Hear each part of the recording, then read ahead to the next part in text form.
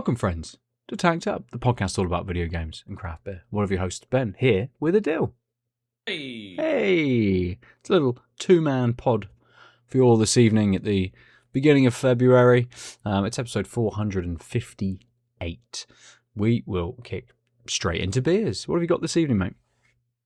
I have beer we talked about potentially both having, which is the Verdant Putty. Nice. 2026 release,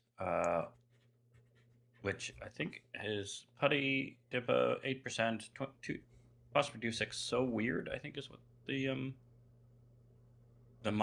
tiny flavor text there. Yeah, very hard. Small. The font isn't the best.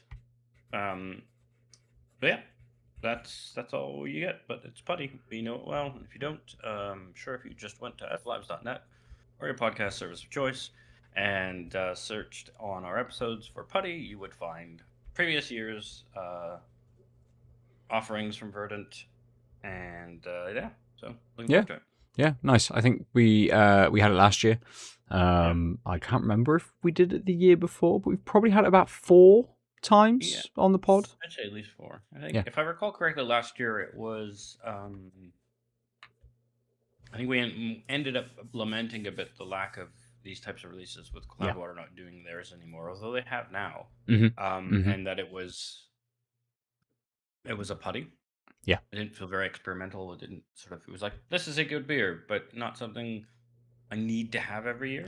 Yeah. I think we definitely thought from last year's on previous years that it tasted very similar to how it had previously tasted, which is fine, which is great, because it is a lovely beer. But yes, it's an event beer, and I guess it's almost the same as how we used to feel about maybe Cannonball Run. Yes, they are event beers. You're getting them every year, but actually it's pretty similar or the same to how it was in a previous year, rather than that kind of iteration that we want from kind of craft beers, and how we feel what craft beers are, that iterative, constantly changing sort of process of beers and things. Okay, we get, there's core ranges of beers, and Verdant have a reasonable kind of core range that comes out either all the time or quite frequently throughout a year. But it's kind of one of those where Putty 2026, we've done something completely different. Yeah, which is sort of like, to be fair to Verdant, that's definitely not the vibe they've ever had. No. Although I do think the earlier years did have more variety, although it's hard to tell because we had them years apart. Yeah. Also, I think in the early years, IPAs were like very much a craft thing, and DIPAs especially. And now you can get IPAs from Everyone and Their Dog. Yeah. Brewery, which I'm sure is a brewery. And DIPAs as well. So I think part of it is just like, it's not like there's so few that it's like, oh, a DIPA I know I will love, right? It's like, oh, another DIPA. I'm sure it'll be good. Yes. Just because of that. And also, like, when it's not changing shape all the time, as craft beer enthusiasts who like trying new stuff, etc., after a few years, it just, even if it's slightly better, it's just not going to do a lot. Because there's so much time in between, it's going to be hard to tell. Yeah, absolutely. Yes.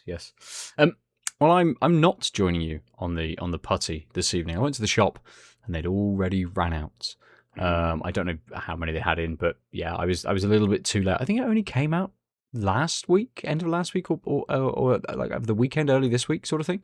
But yeah, all gone, unfortunately. So I have dipped into my stash of beers, which was one beer that was being saved for next winter potentially, but I'm going to drink one of the beers I had from Atom, which I put aside because it is a barley wine.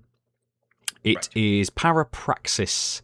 It's also Guile 1000, so their 1000th brew, and it is an English barley wine with sour cherries, and it is 11%. So that's the can, and it is very, very dark, as you'd expect. We'll talk about that in a moment. The flavor text from Atom is generally around whatever the title is rather than the beer itself. But this says, in psychoanalysis, a Freudian slip, also called parapraxis, is an error in speech, memory, or physical action that occurs due to the interference of an unconscious, subdued wish or internal train of thought. Cool. There we go. Just for everyone who wants to know why this beer, not even why it's called this, but what that means. Let's talk about the beers then. We'll come to the Putty first. What percentage was it? 8%? 8%, excuse me. I haven't podcasted regularly or a while because I have a cough button. And I was like, what do I do? Oh, actually, that's not even a cough button. It's a button. Oh, I didn't hear anything. Or... No. Oh, interesting. So it's only local. It makes a beep. So when I say fuck, bleeps it out. That tells me I have something in my sound set. Oh, right, because I'm just sending you the chat mic. I'm not sending you the system. So if I was hosting, we could hear it. It's the same problem we had with the soundboard. Oh, yeah. You see the duck, but you don't hear the duck. No, we heard it. We heard the duck because it's through. Because it's through Discord. Discord sends it. Yes. Oh, well, fucking get your shit together, technology. But if that's not a 2021 or 2026 statement, I don't know what is. Oh, hello. Night, mate. Have a nice sleep. Okay, night. Aadil said hello. She says hi. She says hi to Aadil. Probably not to you, listener. She doesn't know who you are. Yeah, guys. Sorry. That's okay. Right. Guys, Putty. I guess I can do you guys. There we go. Got it. It looks like a putty. Yeah. Yeah. Nice and dark. Yeah. The head was probably just shy of a finger. Mm-hmm. And dissipated really quickly.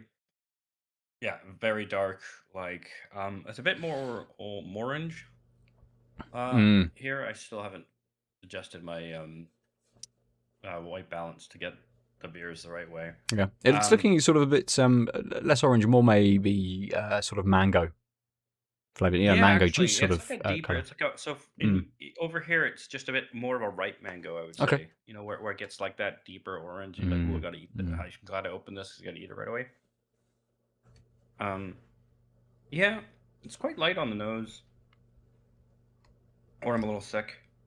But I'm getting a bit of tropical, slight bitter.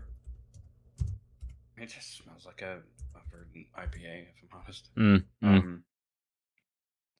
There's a sweet undertone to the nose, actually. But yeah, it's like not as mangoey, more generic tropical fruit on the nose. Yeah. Nice. Just trying to see if I can go onto their website, because last time we looked at Putty, the sort of their blog post saying that it was coming back was basically a copy and paste of the previous year's post. And like there's a little bit more in this this year's kind of post on their site. So from a first look, without looking back at the other ones. But yes, it does give you a little bit of what's in it. But I think it dives in just a touch more into actually what they're doing, how they've done it.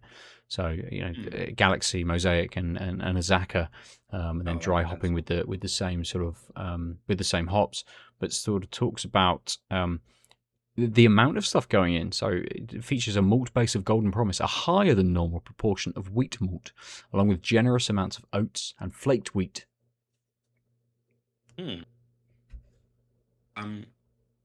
Yeah, I mean those hops make sense. It's got very classic. So I will say the mouth feels excellent. It's got that that roundedness that oats give without that like sweetness they often give. So I'm guessing that tweak to put more wheat and less oat. Yeah. Is responsible for that. It's tropical, but immediately the bitterness comes in, and you get that like really lovely. Oh, that's super interesting, actually. So you get that drying bitterness slightly, what is the word? Not quite accurate, but that drying taste. But because it's got a wetter mouthfeel, that happens right away. You immediately know that it's just the bitter, and you don't feel like you're getting parched. Versus when that taste comes in the finish of a beer, given that your mouth has less liquid in it, you can associate it with I'm feeling dried out, and that bitterness stays through, and so I'm not feeling that, even though I have that finished the mouthfeel. Although it's now much more of a orange pith, I want to say, bitterness on the finish. Like now that I've been rambling away for like 20 seconds, but it's really, that's really good because you still have a lingering sweetness. I think that's what's giving me the orange pith. It's just like a little bit of, it's like not pure pith, but like just like you took, I don't know why. It's like the inverse of when you take a bite of orange and accidentally get like pith. It's like you took a bite of pith and accidentally got orange. So it's mostly that bitterness, but there's just a hint of sweetness. Though I'm describing it like that's a lot of citrus. It's not that much, but it's very good. Good. I mean, it's Verdant, isn't it? Not many of their beers go wrong. Oh, actually, maybe it's because I said orange, but I'm getting a sweet citrus, almost like a tangerine at a point, like after the initial taste, and it kind of lingers. And I think that's what the sweetness carries through. It's really good. Good. If it wasn't so damn expensive, I would probably go down to the shops and buy another one at some point. That's also, I will say, this is characteristic of Verdant, but also Dippas in general. I could drink this very quickly by accident. It's not an 8% tasting beer. That seems to be the trend of the last 6 months of me having IPAs, especially, or Dippas, with higher percentages. Just it feels, it's got a full enough body. It doesn't feel like 4 or anything, but it could easily be like a higher IPA, and I wouldn't be surprised. Like if you said this was like X, I wouldn't be surprised. That extra 2% just isn't showing up, I guess, in the it doesn't feel like an 8, and that I think that's a good thing. It's just also a slightly dangerous thing. Yes, yeah. Oh, good. Cool. The Atom then, the Parapraxis barley wine. You won't see on the camera. It looks black, but it's actually a little bit more cola, like cheap cola coloured. So it's got like a little bit of a hint of brown to it. It's not like a really deep black that kind of pulls in all of the light. There's almost a browny reddy hue to it as well, which is lovely. I don't know if you can just on the light see the sort of the black line and the image on the glass, but not quite black. Lovely nose, but light, very, very light. A little bit of sweetness. I said with cherries, but I'm not getting cherries very much on the nose. It smells, as you kind of expect with a barley wine. There's that level of sweetness to it. That's kind of more what I'm getting on the nose, much more than the cherries. I have to do a quick Google and see exactly what's in this as well. But it's very smooth. Ooh. Wow. Okay. So it is incredibly sweet, and those. I can see why it's sour cherries, because you do get that cherry flavour.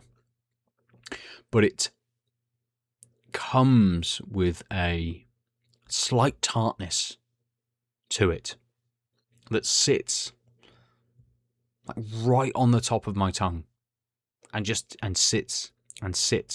So as the rest of the flavour of the barley wine is kind of dissipated, that tartness is still lingering. And it's maybe almost, because of the sweetness of the barley wine, it's got that little bit of kind of,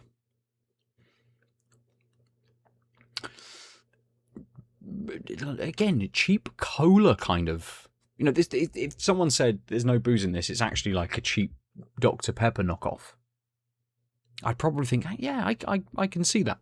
It's got that kind of slightly more marzipan than cherry sort of flavour to it. It's a little bit carbonated, but quite flat. It's been in the fridge. Well, it's actually been in the fridge for several weeks, but it's sitting at the back, ready for. Kim's like, why is this taking up space in the fridge? I'm like, it's ready for ready for December. She's like, but that's the whole. Why is it taking space up? Put it somewhere else. But I can't now. It's been in here. It has to stay here. But I have had it out the fridge for a couple of hours, so it's warmed slightly, but it's still got that.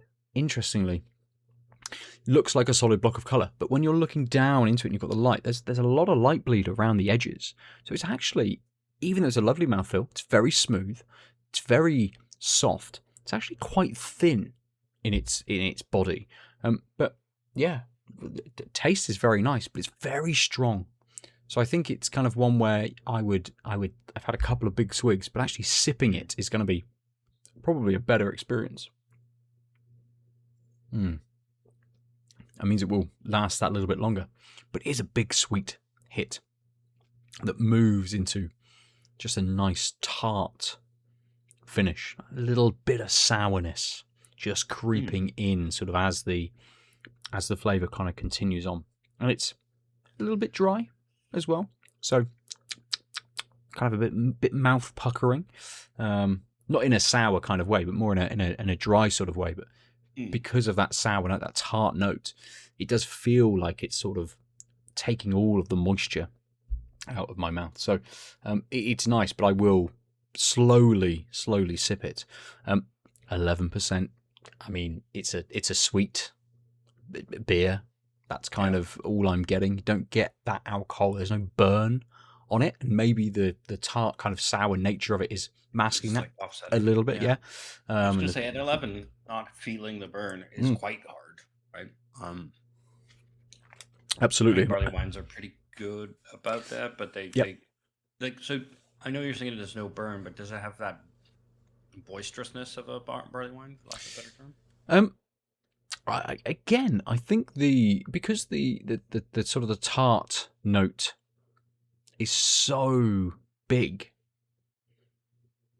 it's kind of overpowering anything else. So there's not a big feel to it. It's it's a little thin in its sort of, or at least in the beer itself.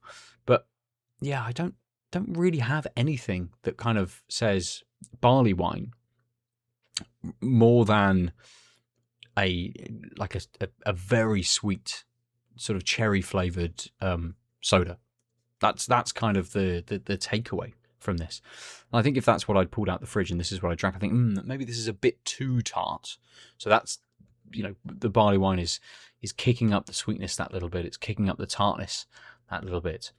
There's kind of maybe some notes of, it's again hard to tell, notes of that strong cherry is, maybe it's more like a red wine rather than a like a soda, like a fizzy drink. And I think that's starting to creep in a little bit now. So maybe that is a little bit of the alcohol. Maybe that's a little bit of potentially some tannins that are creeping in because of the sort of the nature of a barley wine. I don't know. There's something else in here. Maybe it's just going to take that a little bit of warming up, maybe a little bit more, and drinking a touch more just to pull out. But it's starting to hit a couple of red wine notes as well. Obviously, lots of red wine have those cherry notes also. So we'll see how this one develops. But let's talk about some games for a little bit.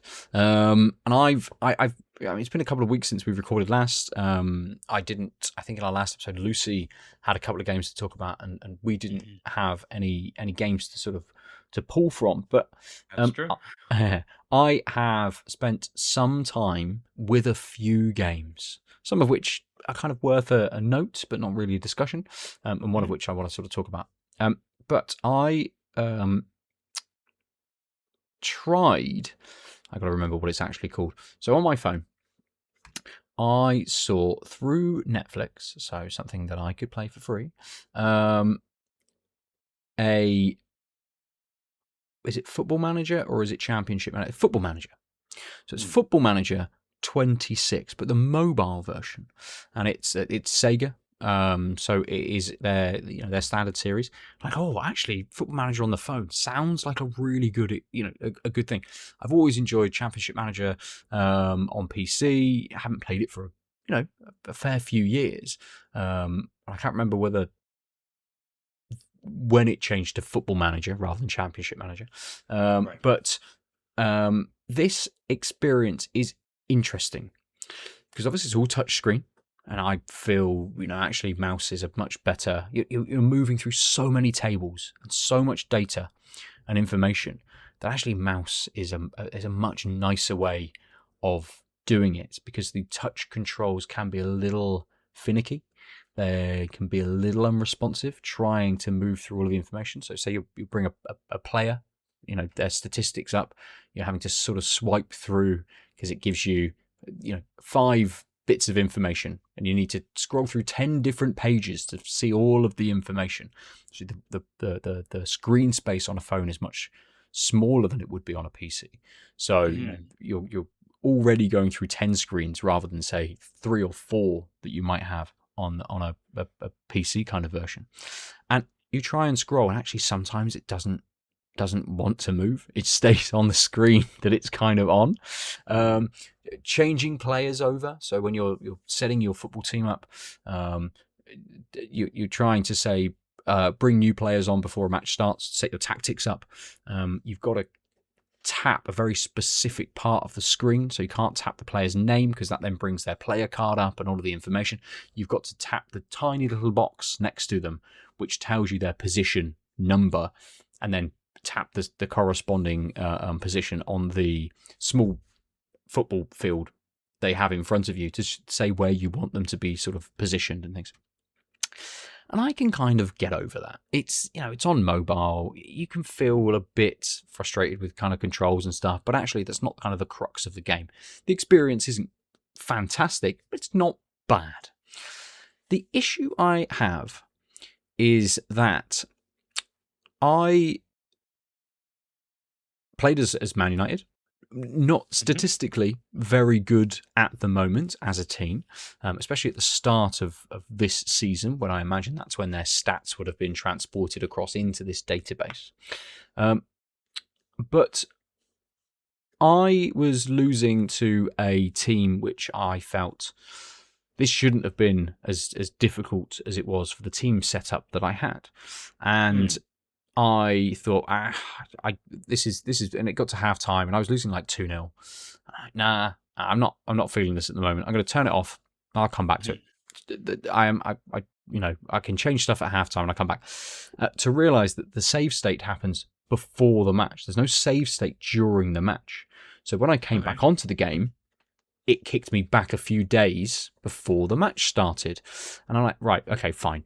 I'll run through the emails that you get in the news that it shows you kind of over those couple of days. Get back to the match, right? Okay, I've got another opportunity to set my team up slightly differently, and I set my team up slightly differently.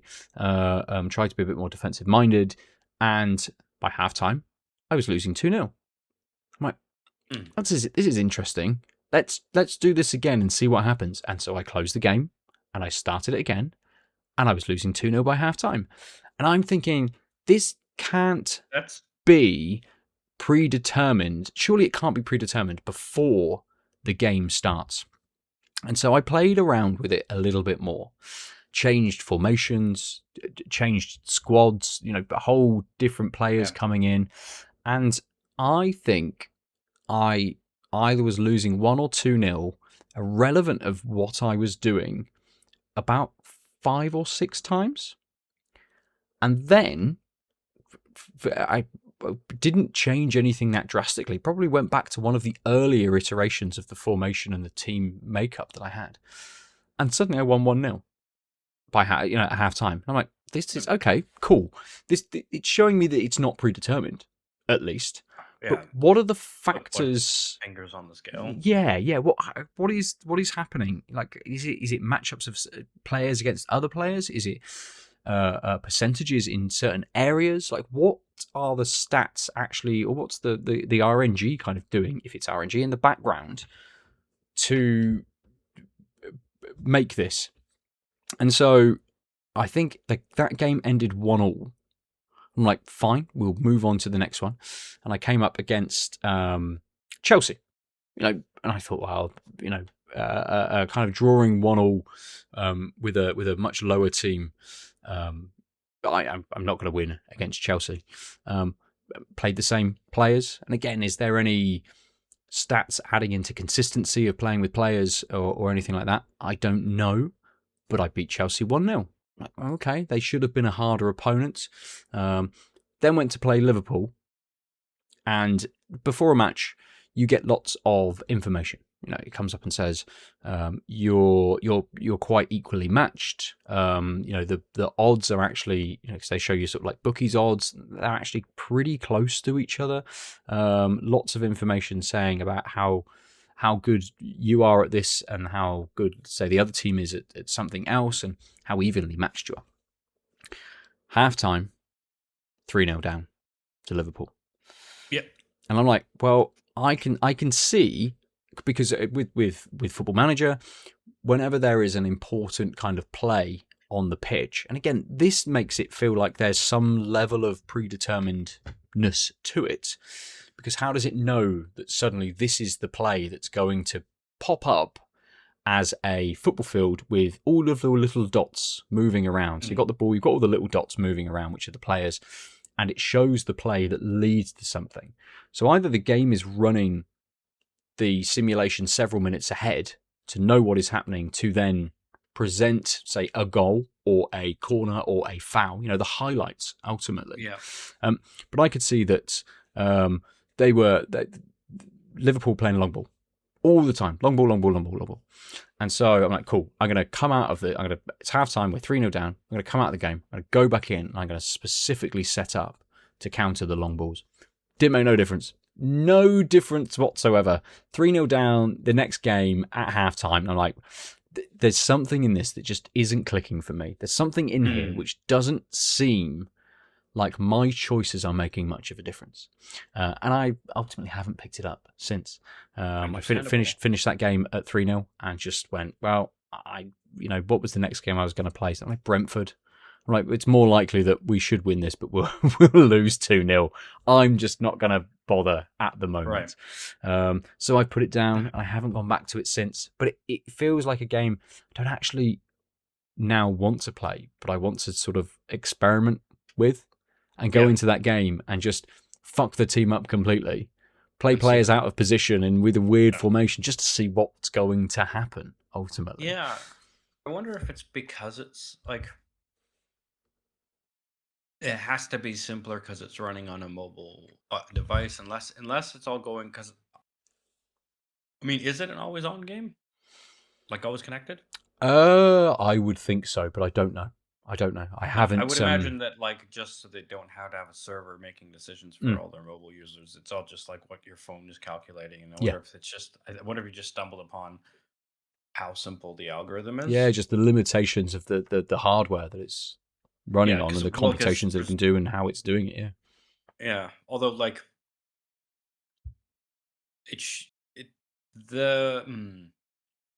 I'm gonna say that the hardware limitation shouldn't be that terrible for the. Well, yeah, really. Oh, now I want to play with this stupid game. Because it's like, I mean, the fact, like you said, it would make sense on a mobile phone to kind of pre-run the game. And then rather than trying to actually like simulate the whole thing in real time, you can fudge some stuff, but you have to display then, because then while you're watching, right, it's just displaying stuff. It's all its calculations can be graphical, basically. Yep. But if that simulation algorithm is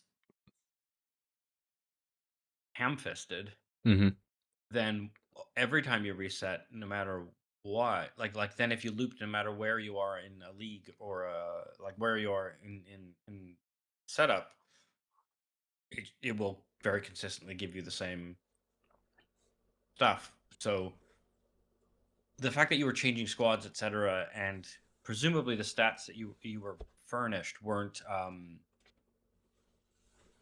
making 2-0 a foregone conclusion. No, like not on at all. paper it shouldn't have been, but No, like absolutely. clearly, yeah, that's super weird. Yeah, but also, how much do you want to spend of your life reverse engineering Football Manager 26 mobiles? Well, Match generation. absolutely. It did make me think: is Football Manager another game that I'd like to, get back into? What's the PC version, like these days? I haven't delved into that yet. I haven't looked yet, just because actually something like Football Manager is and can be quite heavy in terms of the kind of information that you get, but also your involvement in it. Right, you can get so super involved in a game like that, and I did think a mobile version seems like it would be maybe a pared back experience, a little bit more convenient, a little bit more time, kind of time, not time sensitive, but that little easier to be able to fit in a little bit rather than sitting on the PC for 30 minutes or an hour and really diving into sort of all of these things. So if it is sort of predetermining stuff, you say we're playing this match and you pick your team and it does all of those computations as the kind of the game is loading in and predetermines the outcome and then just runs a fake simulation for you, that would make a lot of sense. But you could put your substitutions on, you can change things up sort of during a game as well. So whether it then reworks that calc or whether that doesn't really matter, I don't know. But it's just odd that with all of the changes that I made, these results were coming out very, very similarly. So I may talk about it in the future. I may pick it up again at some point. If I'm watching a football match and it's boring or something, I might kind of pick it up and think, let's play this for a little bit. But I may never speak about it again. So who knows? I've also started playing, and I haven't put too many hours into it. But my brother bought me Mafia: The Old Country for Christmas. So that's been on my list. I almost bought in the Steam sale. Yeah, nice. It is a beautiful game. Graphically, it looks gorgeous. 1900s Sicily is a beautiful place. Yeah, and the way that they have realized it is really, really good. The buildings look brilliant. The foliage, the landscape, all of it looks absolutely stunning. The light, the way that is working in that game is fantastic. It is so far like the previous Mafia games. It's kind of not on rails, but it is that kind of corridor experience. But set in, as the Mafia games are, in a big open map. So I would imagine later in the game have choice on routes from getting from point A to point B. There may be a couple of things that happen. I'm not that far into it at the moment. It's still tutorializing a little bit. So I think I'm just in chapter 3 and starting to be a little freer with the things that I'm kind of doing. I've already had a kind of a gun battle, and there's lots of knife fights in 1900s Sicily for some reason. So you're doing a lot of that and leaning into sort of being a gangster. But the one thing I'm enjoying the most actually is, and it does draw away from looking at what's going on the screen because I've got subtitles on, is I am listening, all of the audio I've put on is Sicilian. So when I played Assassin's Creed Mirage over Christmas, I actually changed all the voice acting to Arabic because I'm like, let's see what this is like. We're literally in this location, in this part of the world. Let's put this voice acting on to see if it enhances the experience. Actually, I really liked it. I thought this works really well, but I'm reading a lot of subtitles. That's fine. If I'm watching anime or something Japanese, I will put subtitles on rather than having a dubbed version. So I'm kind of used to that anyway. And my eyes dart quite quickly between the subtitles and what's going on the screen. So doing it in the Old Country, again, it adds to the authenticity. it just has that little bit extra in how I'm experiencing it. And really, it is only for that immersion and that experience. But I think it's kind of a way that there's a game coming out which is I can't remember what it's called, like Vox 1830 or 1890 or something like that, which is a bit of a fantasy-esque type, almost Witcher 3 / Kingdom Come Deliverance type kind of game, medieval set. And I'm putting on the French voice acting when that I'm pretty sure it's set in France. I'm going to put that voice acting on. Go back and play like a Plague Tale. Put the French, voice acting on that thing, and I'm like, I like cool. That idea. I'm sort of, actually enjoying that level of authenticity that it has to it, and I think we, especially here and with games being very much US centric now, there's a lot put on the US, the English speaking voice actors. Here's the big name voice actor. Got no idea who any of these Sicilian voice actors are.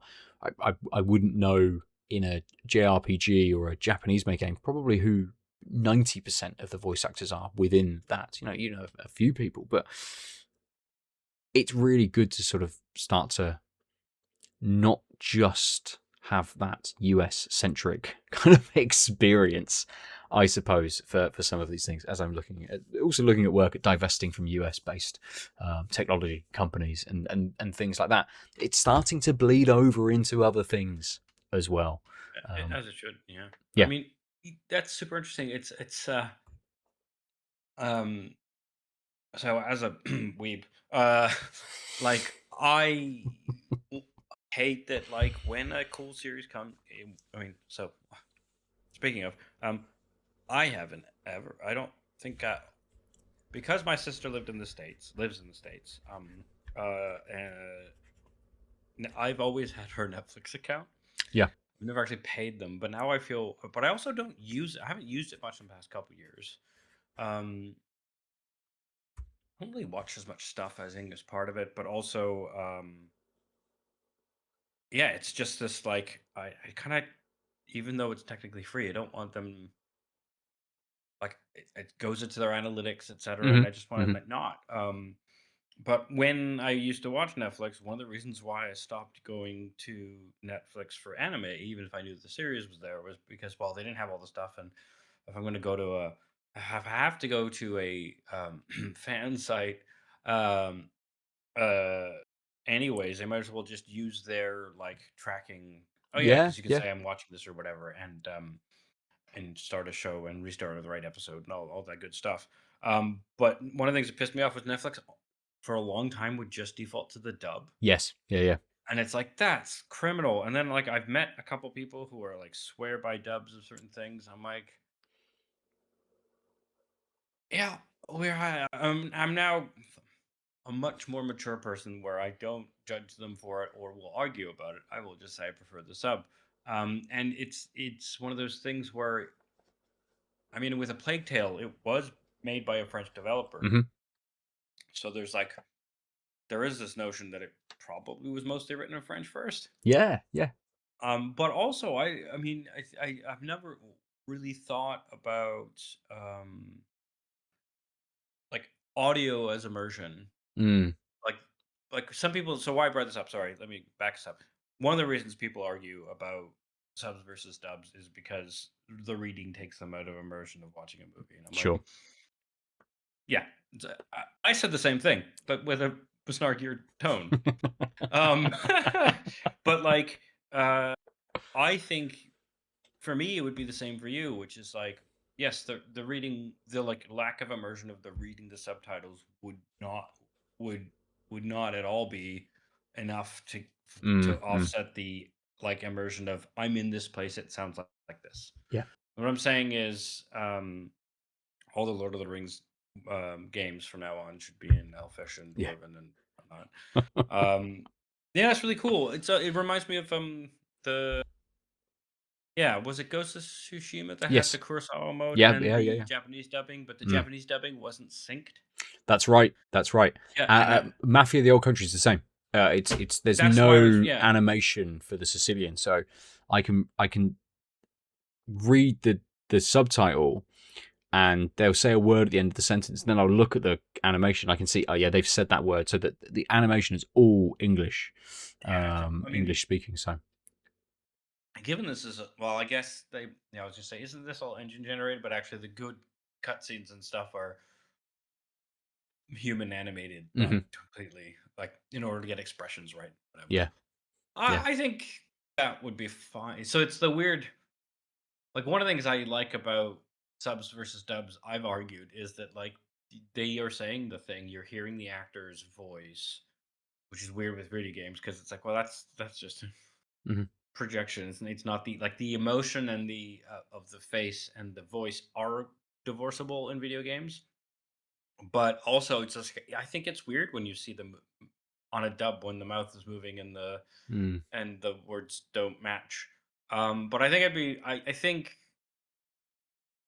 I think the immersion of the I think I've done enough watching foreign language stuff that wouldn't that I think that's probably what it is like what you're describing sounds great because I'm used to Yeah. watching and reading in other media a lot. Yeah, absolutely. I think that kind of, I suppose, started for me actually, like in my late teens and early 20s, watching a lot of Japanese horror. So mm, what? Oh, I was gonna say it was Kurosawa and anime for me. yeah. Japanese again, still, but like not horror. Yeah, I didn't Japanese horror until years later. I think I saw a lot of anime in my say mid to late teens, but on UK TV. So it was all dubbed, all of it, and like what a revelation it was to actually hear Goku speak in his actual Japanese sort of voice actor. Like fucking hell, what a difference! Like it's so different between the English and the Japanese. Like the Funimation dub was the only Dragon Ball was like the first, that and Sailor Moon, right, were the first in Canada things you could watch on TV regularly, and they were obviously dubbed. But like Goku's got this like reasonably main character energy voice, and then you like watch the sub and you're like, he's so high pitched. What the fuck? Yeah. It is like, a funny difference, to be fair. It's so good, but the thing is that is a thing that is lost because it's like, I mean, it is. Now I've watched Dragon Ball Z, 2 or 3 times, until at least the end of the series, not including the subsequent stuff, and like most of that was the sub like the original audio. Yeah. So now I hear Goku as that guy, right? But it's so weird when it's like, oh, right, like Kamehameha, says the fucking English right voice actor versus, especially the quick ones. It's like Kamehameha. Yeah. Like what the fuck just happened? Yeah, very good. Yeah, but like that's like a defining character trait. Absolutely. It's totally been like he has to be more masculine. We're gonna impose this like Western notion of protagonist. But is it a level of actually the localization team kind of going, we're not just doing English voice acting. What we're trying to do is actually make this character slightly more relatable for this market. Oh, for sure. That's why sorry, what I meant by like, I said it sort of cheekily, but like, yeah, Dragon Ball with a, first of all, I think from what I understand about like Japanese voices and whatnot, the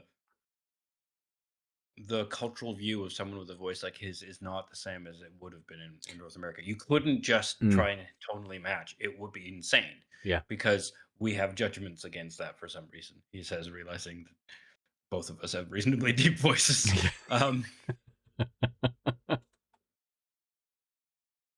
Biases, perhaps, rather than judgments, I suppose. But sorry? Same thing. So biases, perhaps, rather than judgments, but yeah, biases that would lead to judgments of character, for sure. But yeah, you're right. It is we for a children's cartoon to like knowingly reproduce a thing that would feed into that bias for the main character of a like tween teen boy drama, which is now my favorite term for Dragon Ball Z. It's very good. I like that. I'm gonna have to watch some Dragon Ball Z later.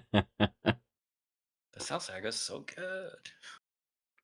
Didn't they? Not to take us too off topic, but on the topic of what we're talking about, I watched a little bit of Dragon Ball Super.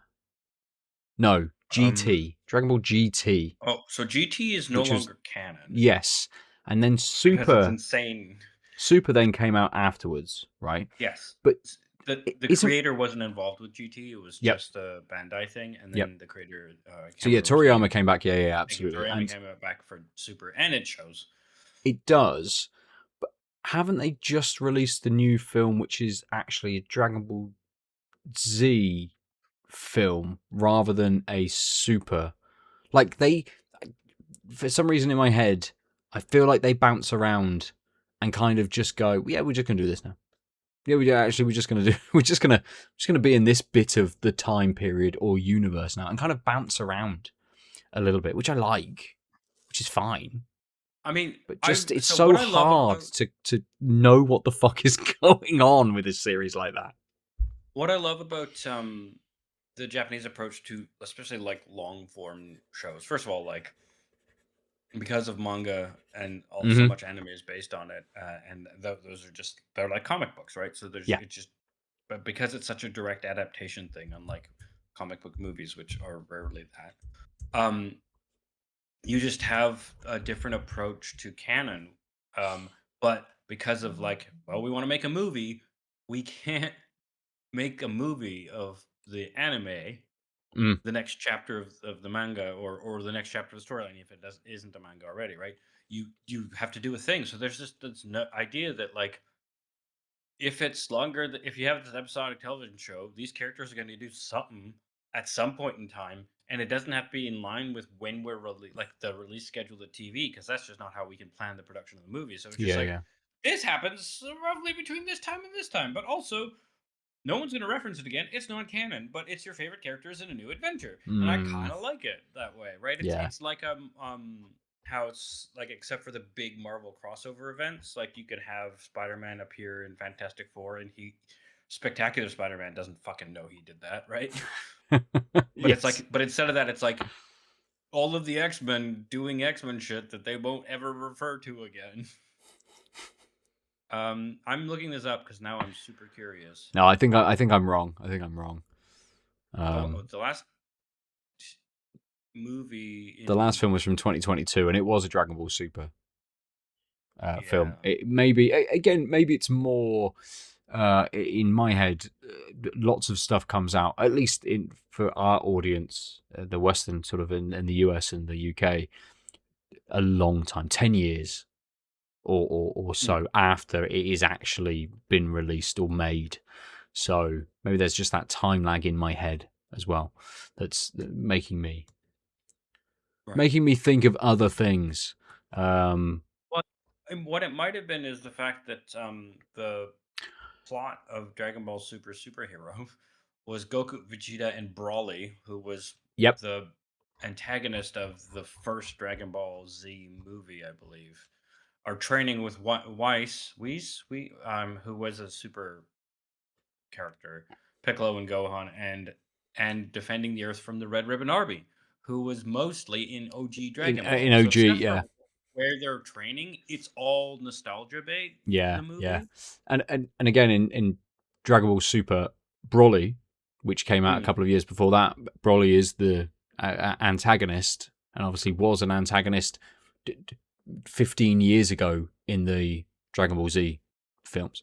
So it's constantly sort of bringing characters back in and out, and then going, it's a slightly different, not different timeline, but this is now set slightly differently. Oh, but we're just going to pull characters back in.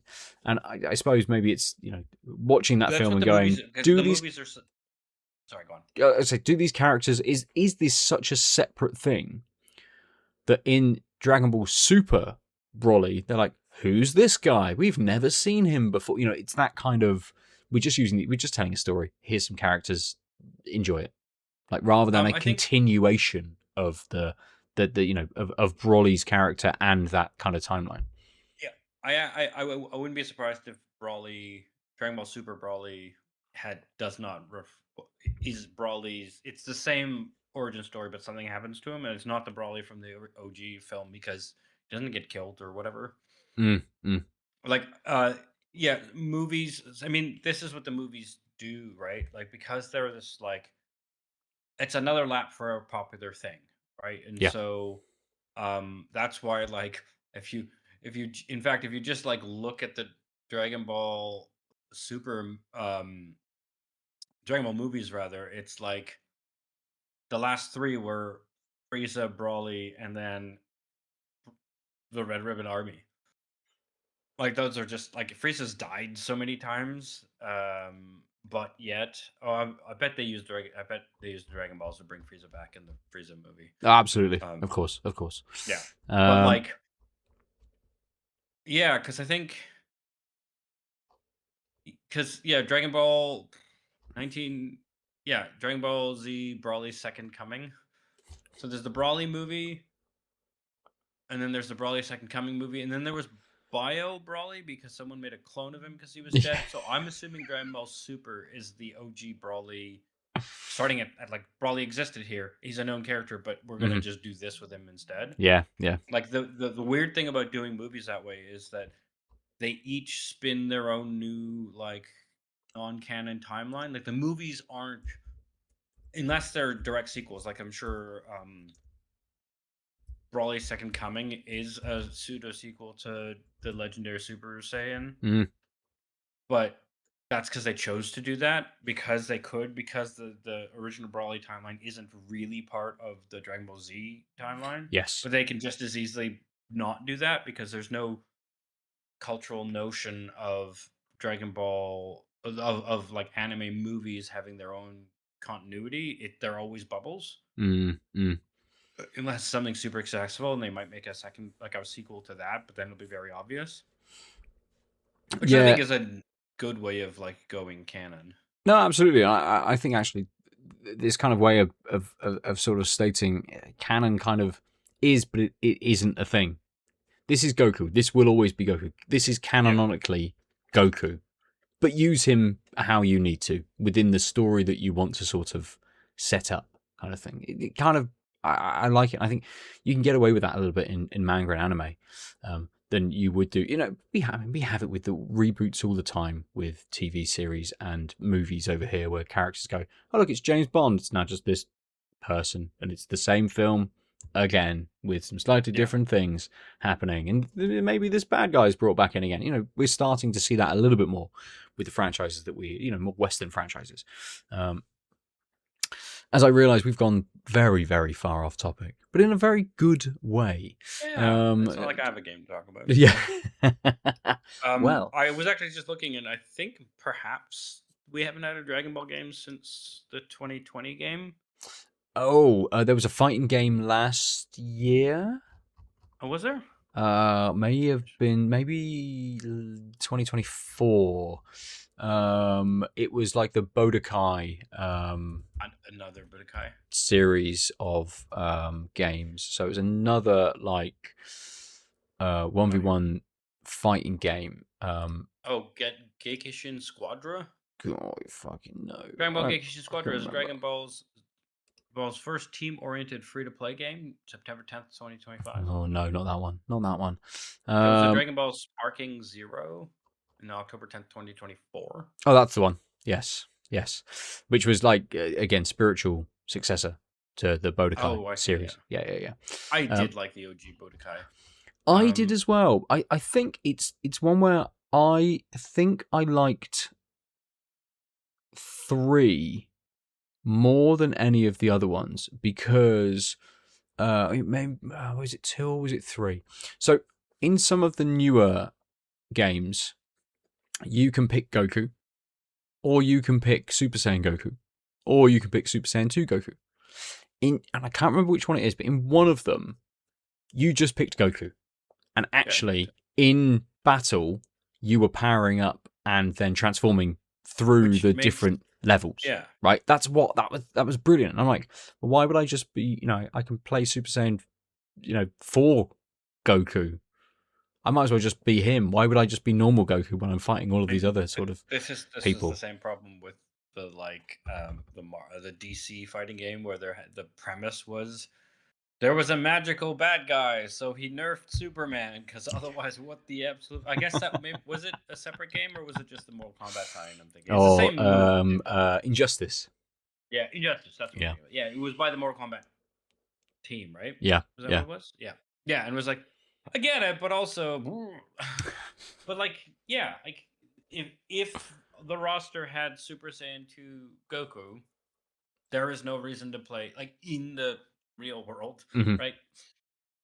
In the world of the anime, there's no reason to play regular Goku. Yeah, absolutely. I can't remember which one it was. I mean, I think I played. I think 2 and 3 were the two that I had. So interestingly, let me see if I can find it again. So the 2020 game Dragon Ball Z Kakarot. Oh yeah.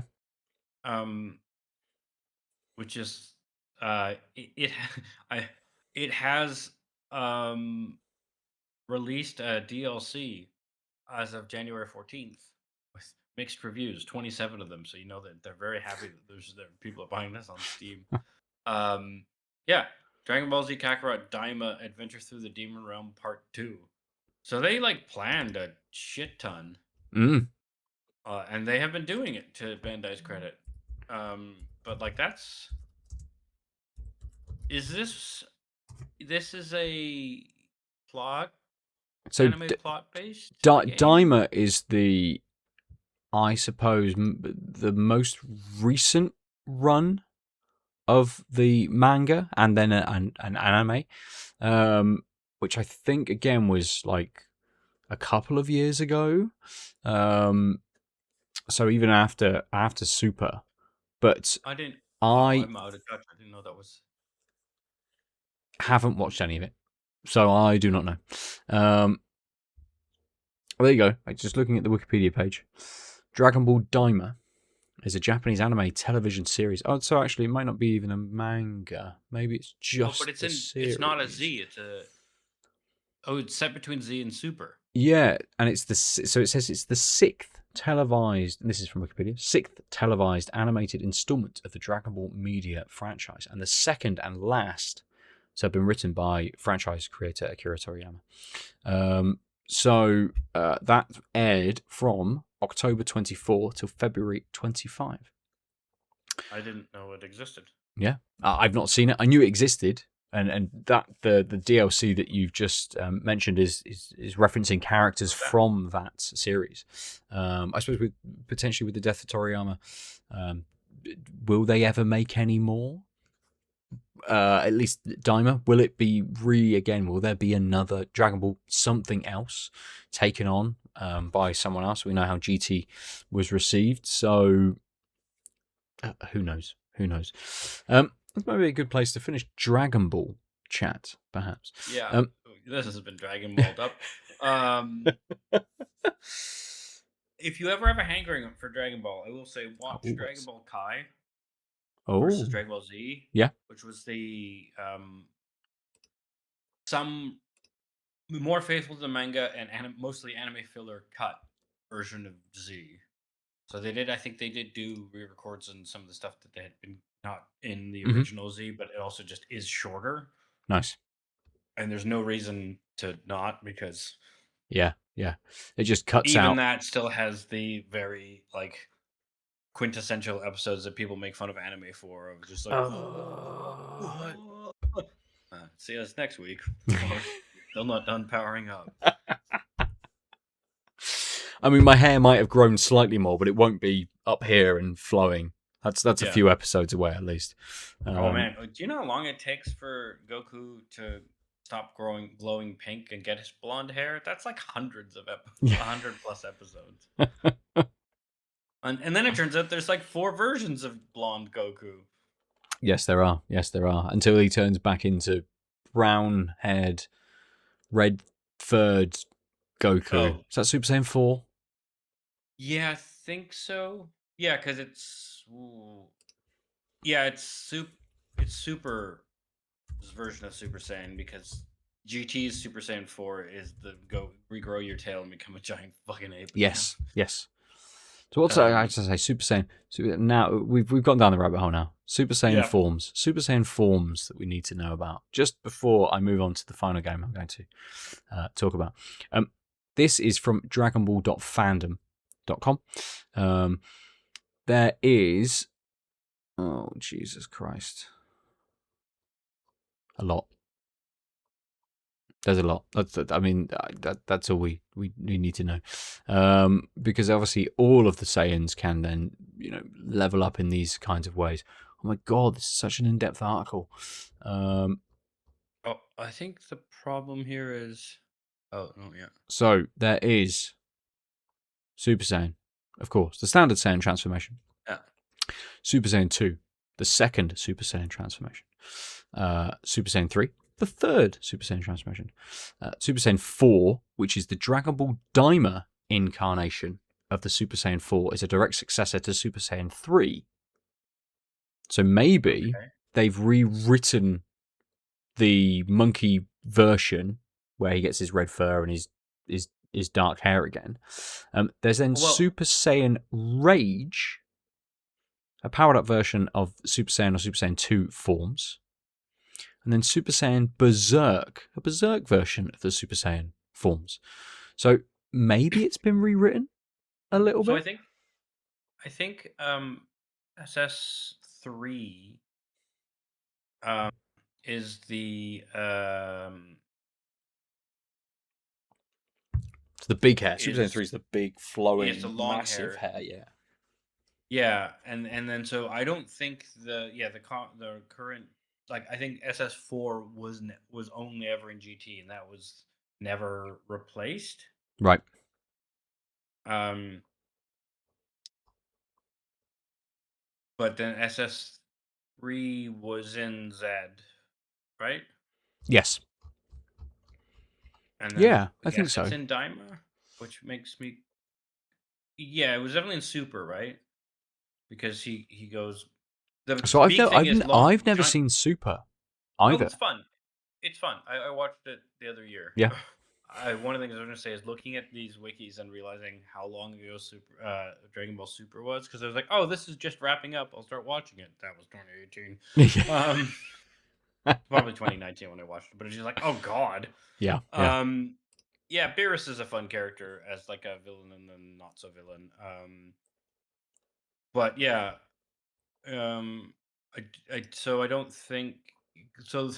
There's Super Saiyan Blue that he goes in Super, but it's his Super Saiyan 3. But I think what he says is it's not great because it's one of those trade-off things, and so then they get Super Saiyan God mode, which is like the thing about Dragon Ball Super. Right. Okay. Getting that.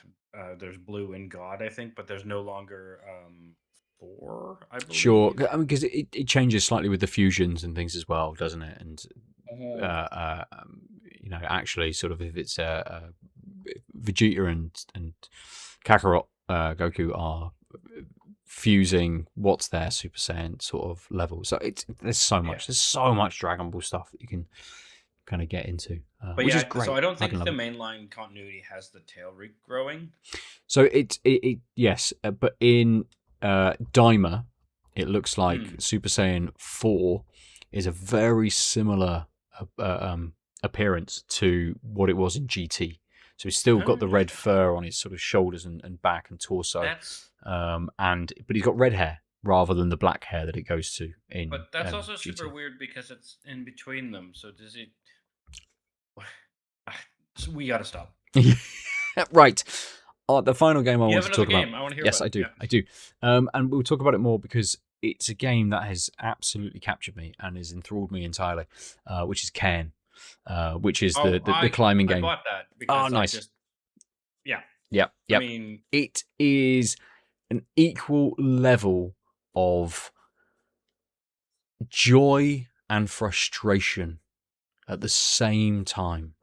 The climbing mechanics. For anyone who doesn't know, Cairn is a climbing game. We spoke about Jusant a few years ago. We've enjoyed these kinds of experiences. Death Stranding has a little bit of kind of moving through the environment, at least maybe not necessarily climbing, but Cairn kind of takes climbing, and Ava, the character that you play as, is a free climber, and you are scaling a mountain, basically a mountain which no one has ever reached the summit of. She's decided that that's what she's going to do, and you play the game by essentially controlling her 4 limbs. You start scaling, and she'll move one arm, you place it. She'll move a leg or another arm, and she'll place it. And you are trying to move, obviously, up whatever you have in front of you to climb this mountain. And that can be to very varying levels of success, based upon a number of factors. So whether she has enough stamina, whether she's rested, whether she has drank enough, whether she is cold, whether it's raining, the environmental factors, whether it's windy, the cliff face itself, how many good holds there are. And what I've found is, like a lot of other games, I want to explore as much as possible. So I see a rock face in front of me, and I'm like, cool, I will scale it. And once I get to the top of that rock face, the first level of climb, you're then presented with a bigger area to climb in. And this gets bigger and bigger and bigger as you get up. And I've got to a point where I have found enough exposition and things to say there are actually 3 collectibles.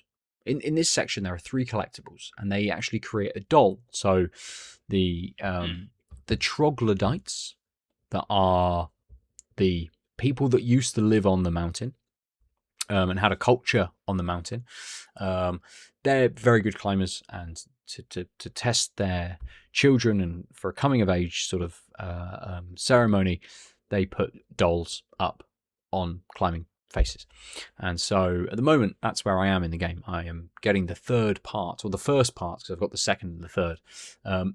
But earlier in the game, I found a map which told me specific routes across these faces.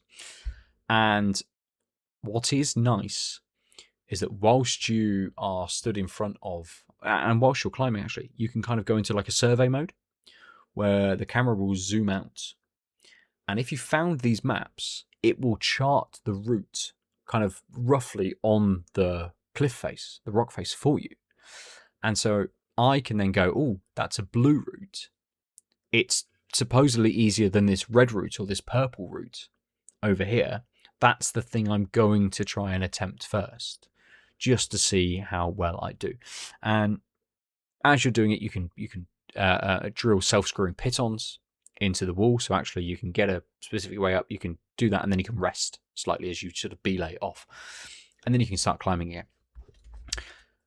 I think I've killed Ava twice so far in my playthrough, and that it tracks up. So whilst you reload your save just before the death, it still knows that you've died and tracks that. It also tracks how many times you've fallen from the rock face. I think I'm up to like 20, something like that, but at least I was kind of drilled in, so I just dropped and then swang slightly and was able to kind of climb back up to that point to sort of start again. It's almost a bit of a checkpoint almost. But it's very intense. And talking about sort of the level of localization that voice acting gives in something like Mafia to really pull you in and immerse you, Cairn doesn't need that. Cairn is just through the play and through the environment is incredibly immersive. They've done a fantastic job of, I think, pulling the camera in so close whilst you're climbing that you can't really sort of see what else is going on, but you still get so many effects coming at you. I did a climb at night. It's so difficult because you've got a little light and it illuminates maybe a meter around you.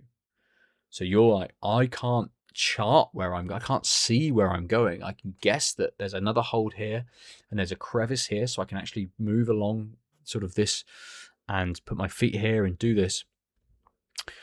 But she runs out of stamina reasonably quickly. There's also the sort of the element that there's a bit of a lactic acid buildup. Like if you haven't moved your limb enough, actually it will start to shake on the rock face, and you know that you need to either move it. And the game does auto pick which limb to move based on what it judges to be the best. But there is a you can hold R1 and it allows you to pick which limb you want to be able to move as well. So I think it gives you a nice amount of options.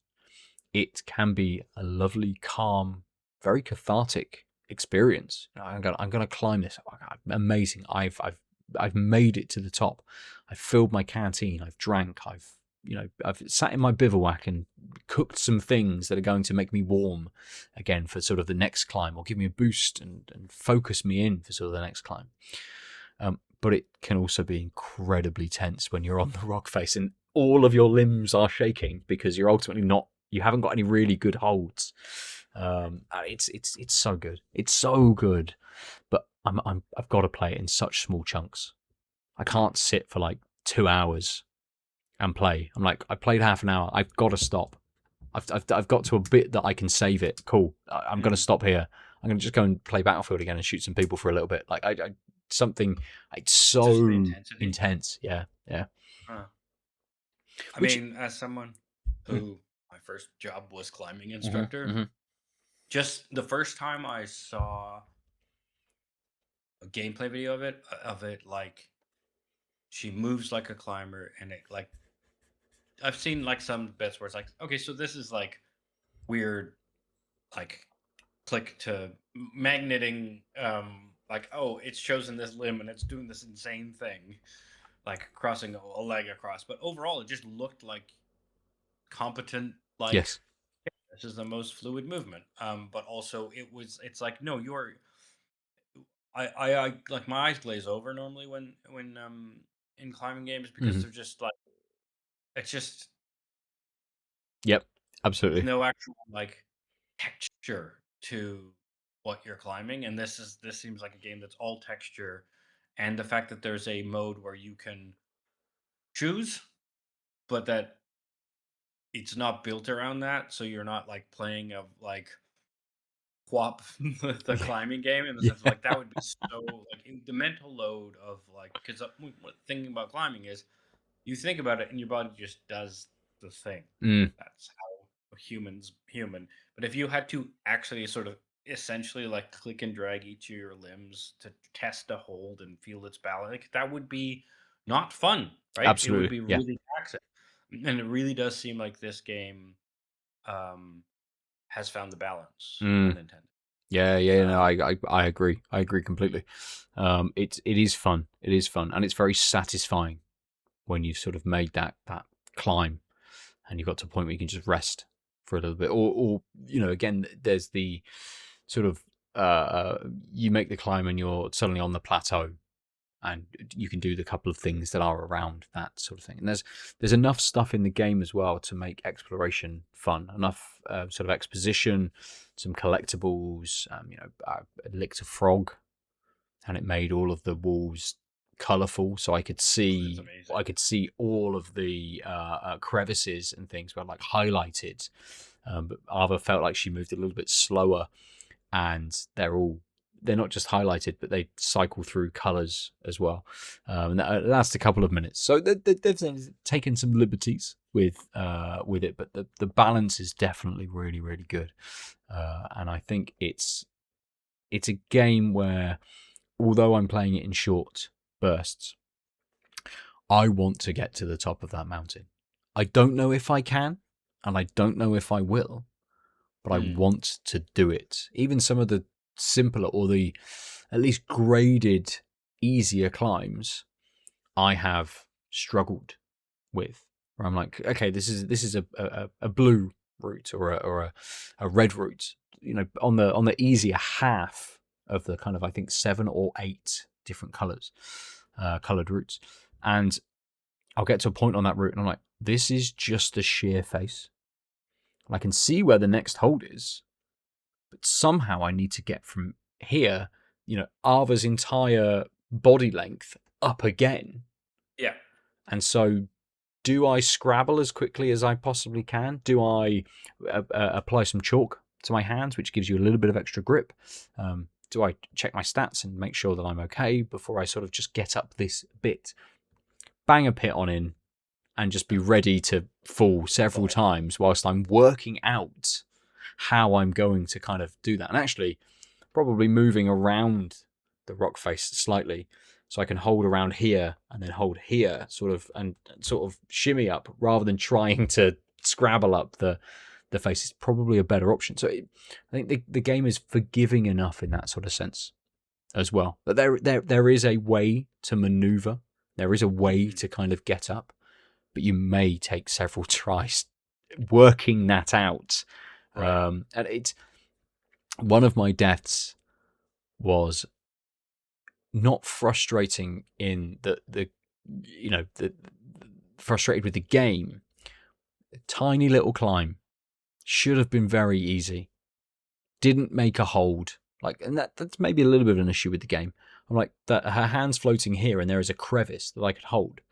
But she'll put her hand just below it, palm on the rock face rather than actually grabbing on it.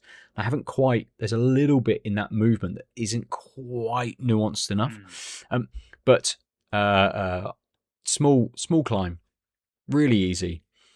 Should have made it, didn't, fell through this tiny crack between the bit that I've been stood on and the rock face. And then fell and fell and fell and fell. I just kept going. And I failed so much that the game just went, no, we're just going to stop. You're dead. We're not going to let you fall all the way down the mountain. We're just going to cut it here. Frustrating in that it happened, not necessarily at the game. It's absolutely my fault.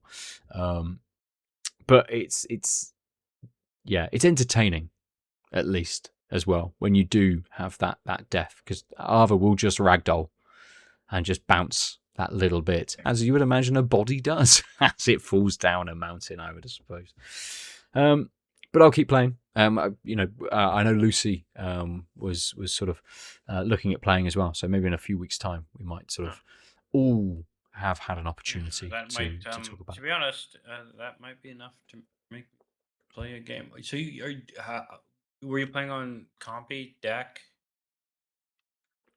No, on PS5. Oh, PS5. Yeah, so controllers. What I was asking. Controller. Yeah, controller. I assume this is a controller game. It is. What I find interesting maybe is that they've it's the method of moving across the mountain. So you move one limb and you press square to hold. You move the next limb, you press square to grip. And actually, it would be interesting if they'd have played with control schemes that all four of the shoulder buttons, were each a limb, so I could move and hold and then move and hold. But it's difficult to, from holding that one down, then move it and then release it. That would be the grip. Hold that one down, move it, release it. So maybe that's a little too intricate for most people to sort of do. So I can see why it's a simple sort of system. And having never climbed more than several climbing walls and a few bouldering sites and things, I don't know free climbing at all to know how quickly you would try and understand things and move and work things out. But I think Ava moves quite slowly, and I think that's maybe a bit deliberate on the game as well. It's like, consider shit. Don't just fucking go. If you're I lead climbed, right? Where you are the one, the rope isn't at the top. Someone has to climb up to get to the rope to the top, and then you can belay people up. It's a lot easier to do one or the other. I haven't really done a lot of put pittance into rock versus pre-done routes. So it's like, okay, someone has set this route on a mountain, right? I'm climbing a mountain with a rope attached to me, but there was already an anchor point every 4 meters, roughly, right? Or every 2,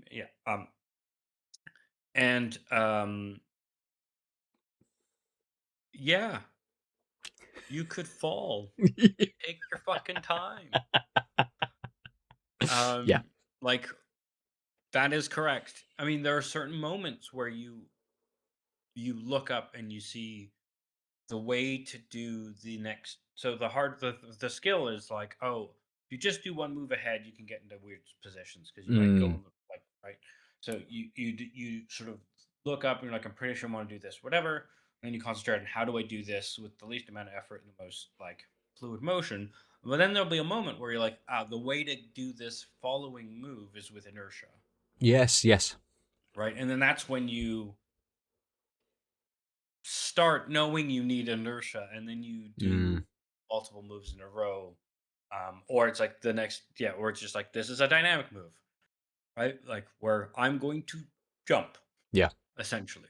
And the way to, and the way to do that, you cannot do that slowly, right? You need the full body change and lift all points off the wall sometimes so that you can get to point.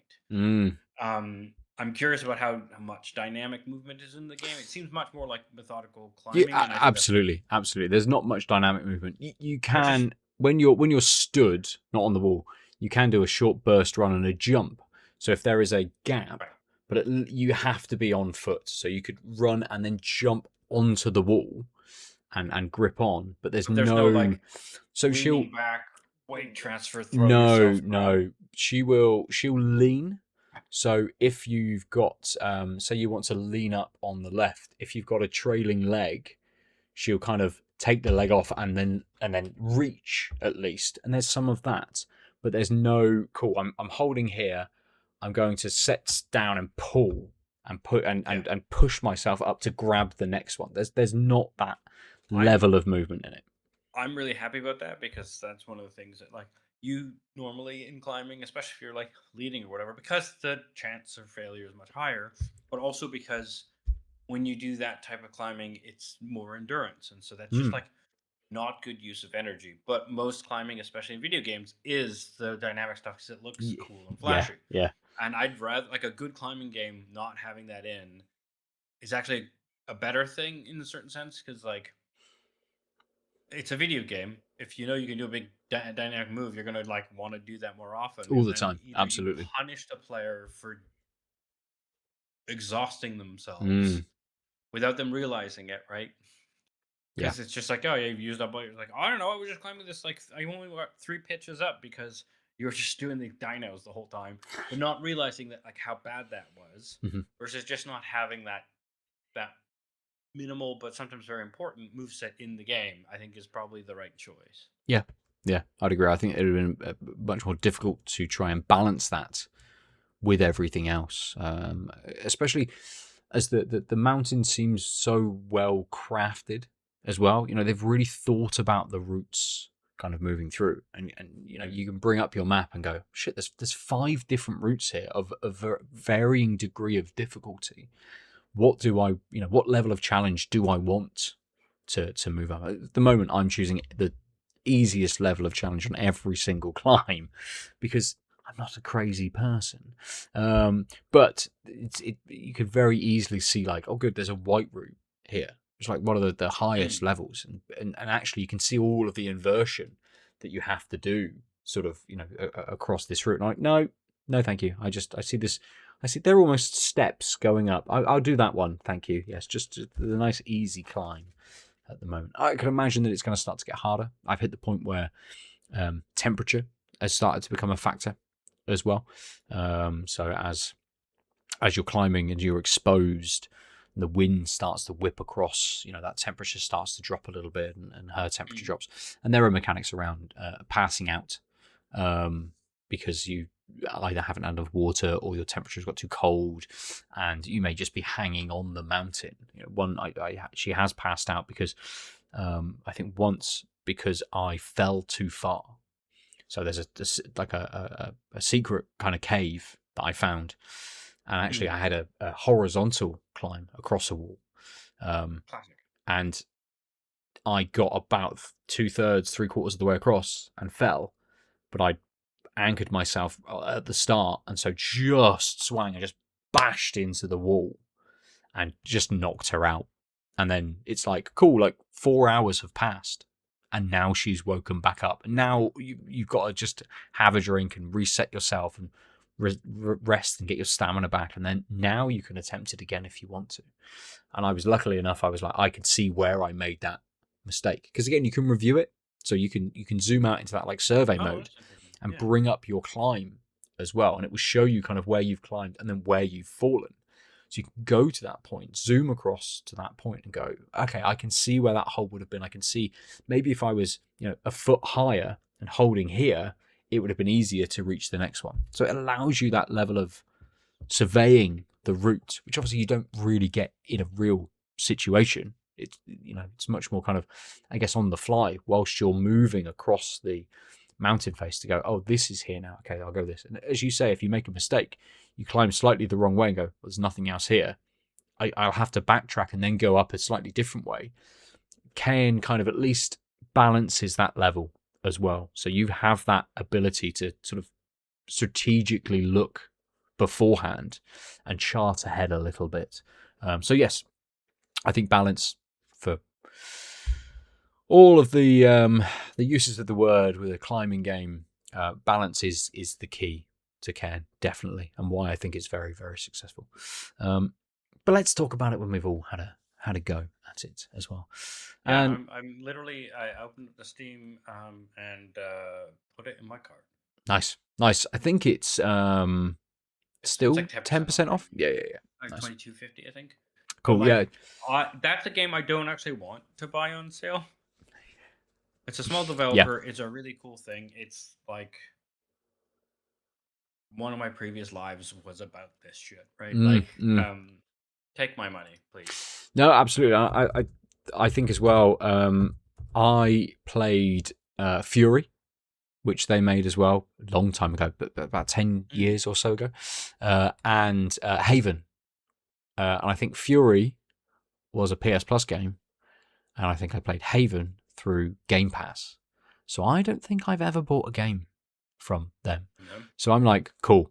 Cairn is up. Yeah, okay. It's like 10% off. Even on PlayStation, it was 10% off. It was like, as you say, like $22.50. I'm like, yep, done. Let's go. I remember being intrigued by Fury. Fury's like a boss battler. And it was one of those things where I think even when it was on sale and stuff, I was like, this is one of those games that like I like the premise of well, even if I bought it, I have such a queue that I would almost never think to start it. Which one was Haven? Haven was where you are the couple, the guy and the girl, and you land on an alien planet. You're kind of running away from your situation, and then you crash, and you have to repair your ship, and you're moving through the environment. But they don't fly; they kind of float at speed across the landscape. And you play as one character, but both characters move through the environment together.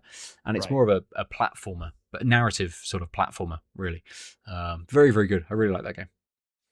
I think Haven was a little bit more successful than, say, Fury was. And I think I played Haven through to completion, unlike Fury, which I think I got to a boss and I'm like, this is too hard for me. I'm going to put it down. I mean, that is one of the problems of designing that type of game, right? Because you need to scale difficulty, but like, if there's no other thing. Yeah. Absolutely. You just feel like you're bashing your head continuously at that point. There's no narrative saying that's like even remotely drawing me in. It's just this loop, or not even loop, this like progression. I don't feel like I'm progressing. Maybe I'll stop. Yeah. Very much. Yeah.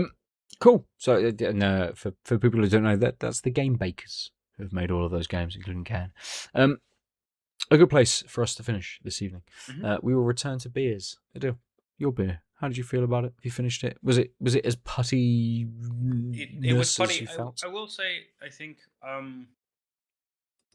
I really like this version. I think I could tell that it was had sort of wheat, but not that many oats, but like a good balance, well-planned balance.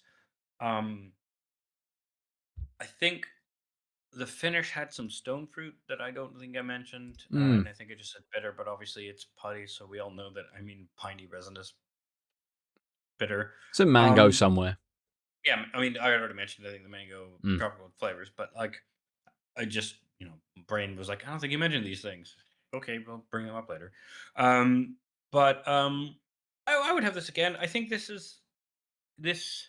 didn't give me the a putty feeling that it did last year, and Okay. maybe that's just like where I'm at, or maybe the slight variations were enough for me to like, because I had clearly walked into this with an expectation Yes. Okay. of putty, and there was stuff, and it was good. Um, will I go to my way to have another one? No. It's expensive. It's hard to get. Do I think someone would enjoy it? Yes. And if you're into this style of beer, yeah, and you can find it, go for it. That's just in line with what we were saying at the top of the podcast. Like that, it is a putty. It's good. I think it's my my my reaction to it is it's better than last year. Obviously, so much goes in between, like mood, etc. Where my palate's at. There's no way I can tell that it is, but it feels like there's a fresher take. Well, Okay. like I think both of us had it last year, and sort of Yes. had a bit of a cynical. This is like a blueprint. I think, which was compounded by them being like, "Yeah, we copy pasted our description on the website," and this they clearly were trying stuff, and I think you can tell it's still putty, right? And that's like a hard line to balance on, but it's good. Good. It's putty. How Nice. about your barley wine from place I can't remember what they were called? Atom.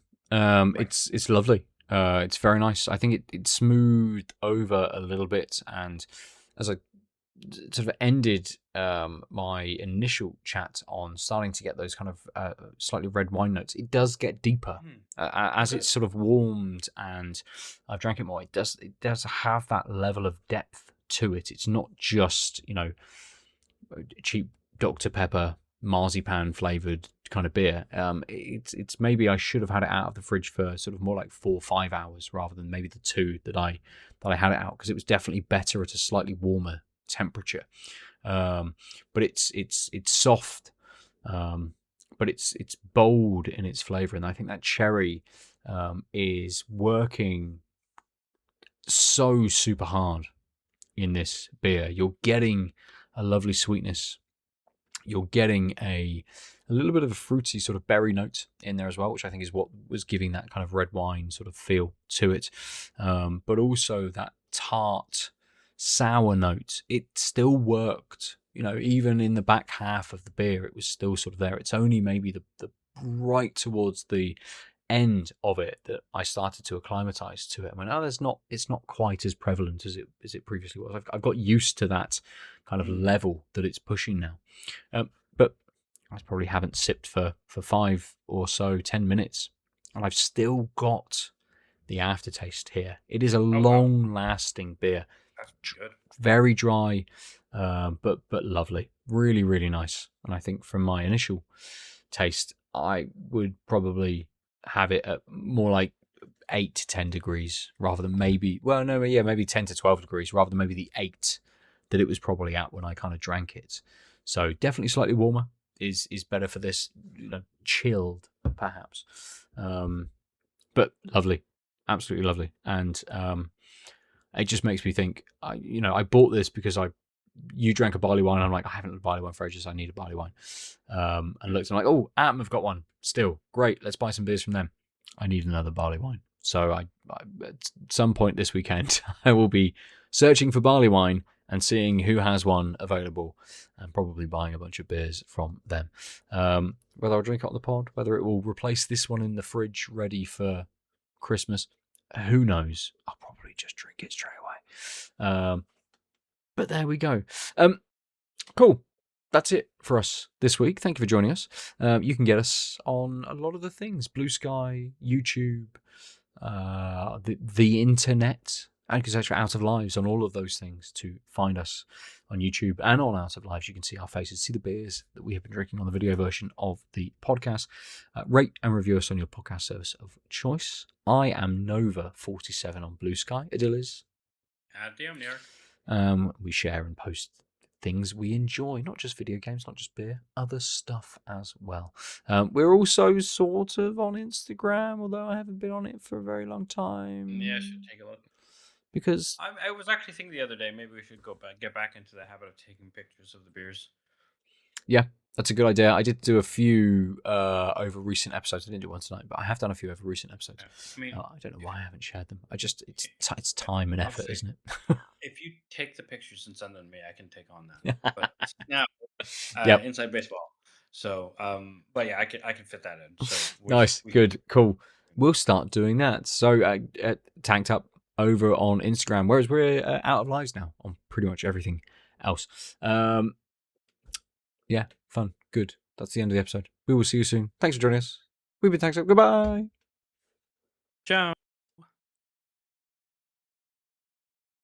www.outoflives.net